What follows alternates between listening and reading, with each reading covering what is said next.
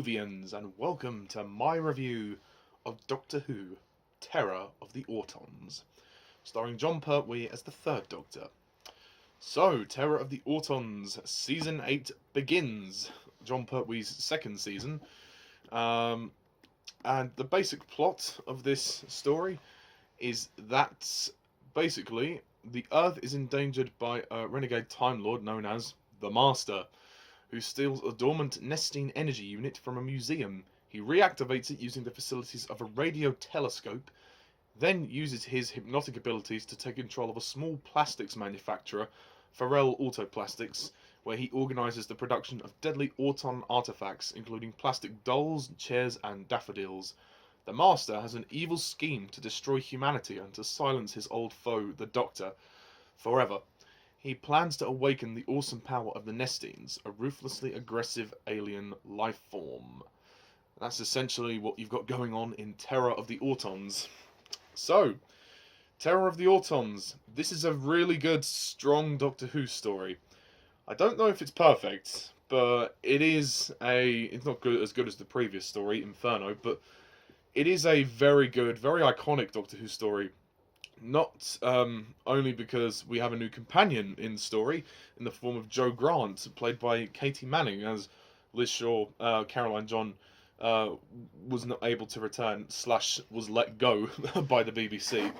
So we now have Katy Manning as Jo Grant in this, but also it is the very first appearance of the character, the Master.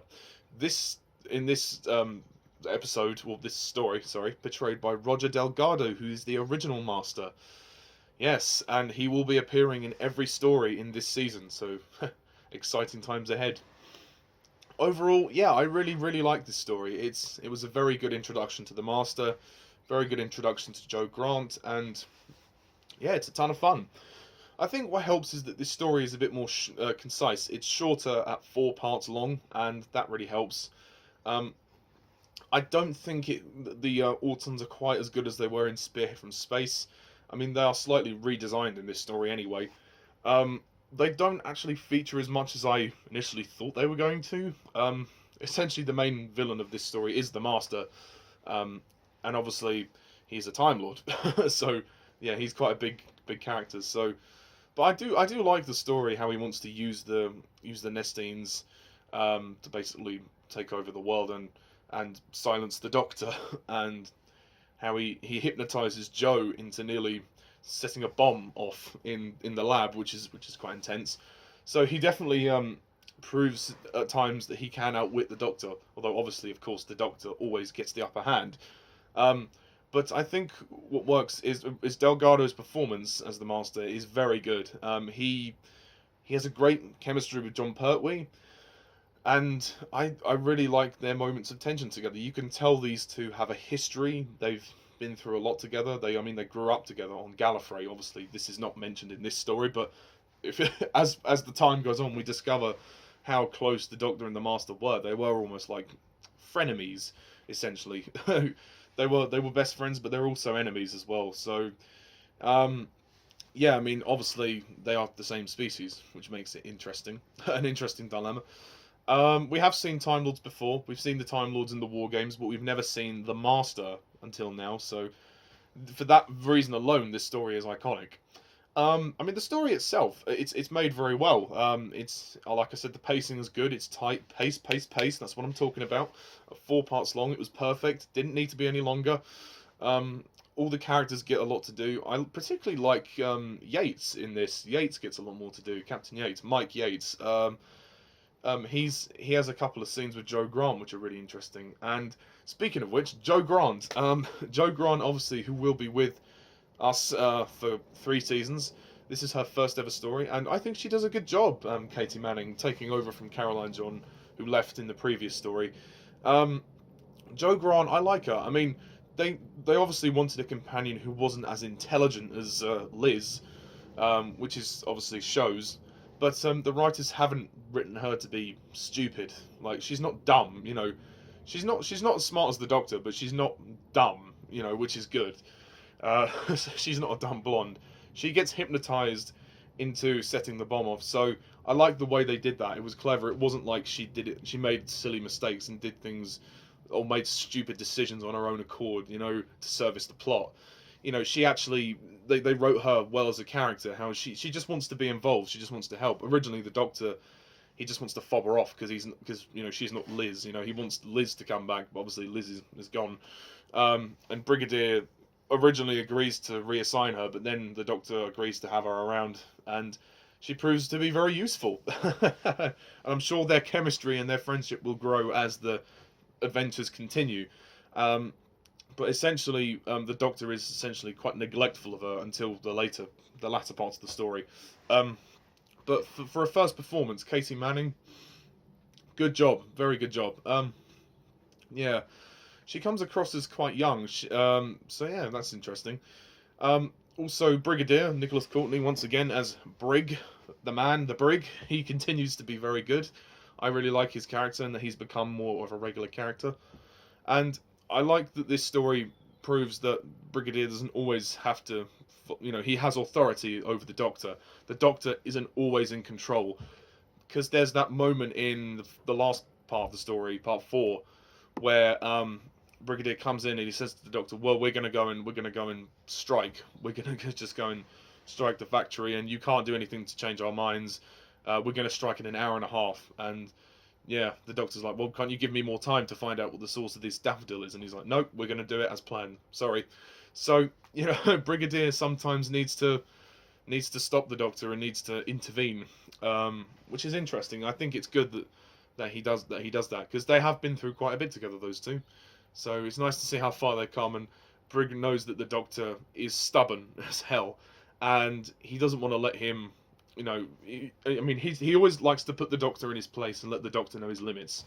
So the friction between those two is very good.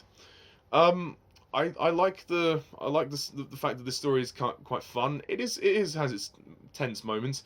It's neither dark nor is it light. It's kind of in the middle. There's moments of suspense. There's moments of tension. You could watch this story for fun, but you could also watch it as a great thriller. It's more intriguing for the fact that the Master's in it. Where this story falters is, I think, focus. In terms of the villains, the Autons, they don't really. I mean, the redesigns are okay, but they don't feature as much as I would have liked. I would have actually liked them to be in it a lot more. We don't even see them until halfway into the story. To be honest, they could have just called this story Terror of the Master. Because that's essentially what it is. The Master is the main antagonist. And he's using the Nestine, obviously, but they don't really do much until the second half of the story. Obviously, they are keeping Farrell as prisoner, and Farrell is being hypnotized by the Master, which is cool. But they're not really used as much as they were in Spearhead from Space, which I would have preferred, to be honest. But that's the only real downside to this story. The music's pretty good. Great to see Bessie back once again. The Doctor's still using Bessie. You can't have John Pertwee's story without Bessie. And as I said, it moves along very well. Production values are great. Lots of location shooting this time. I like the final confrontation between the Master and the Doctor. And obviously, the Master gets shot, but obviously he doesn't regenerate. We will see him again. And the Doctor says at the end, and Joe says to him, "Well, you don't seem very worried that he's going to come back." And he's like, "No, I'm not. I'm actually looking forward to it." Which is interesting. So the Doctor's going to enjoy fucking around with the Master. So lot more to come. But it sets up what will be an interesting rivalry between them, and obviously there has been some rivalry in the past because he knows about it. Also, who the hell was that guy that just appeared to the Doctor, that Time Lord that just appeared and said, "Oh, the Master has come down to Earth"? How did they know the Master was down on Earth, and how did they know where to find the Doctor? Well, I suppose they knew that because he's been exiled to Earth. But how did they know the Master was there? Don't quite get that. If someone could explain that in the comment section, that would be helpful. But I mean, this is a very good story. I would definitely watch it again. I'd recommend it, and it's a great introduction to Jo Grant as the new companion. So, without further ado, I am going to rate this story a 9 out of 10.